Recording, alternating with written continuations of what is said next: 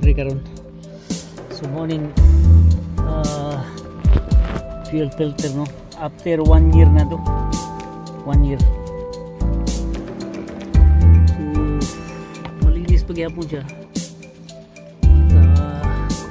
At sabi na may-ari na palitan na daw. So ito kasi may-ari nito is talagang ano siya no, talagang up to date ng kanyang ano service. So before hindi natin ito pinalitan dahil 6 months talagang ano, talagang malinis pa talaga. And then now is the I think it's 8 months more or less or 9 months. So ito yung kalalabasan ng ano niya, fuel filter. So papalitan natin ito. Yung bago. Ito yung bago. So after almost 1 year ano na siya ano na siya ng kulay no? Medyo nag dark brown.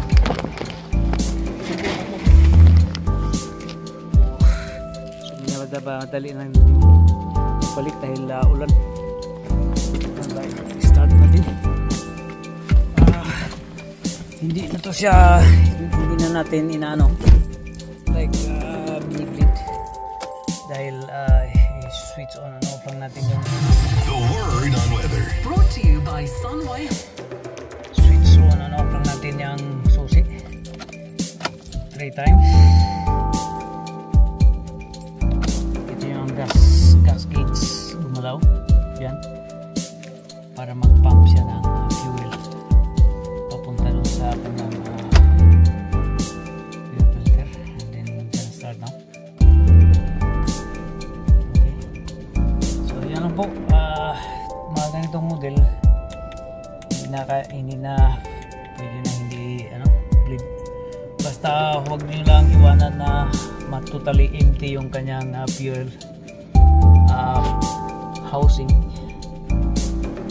fuel filter housing. Meron siyang pundo, and then yan. And then ang gagawin natin dito is ganitong model, 2012 model, 2 liters na Volkswagen. Dito lang yan siya.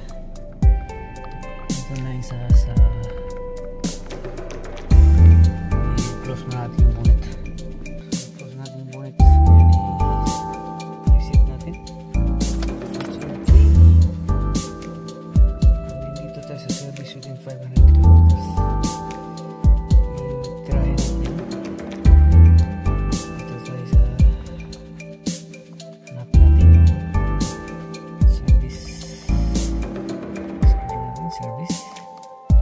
Reset. Okay.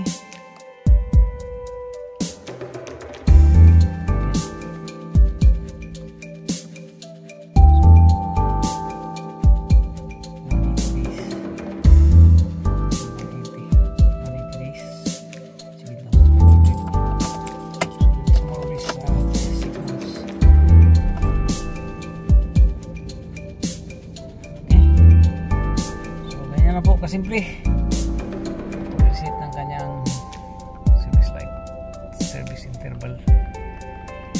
Thank you. Again, pag reset is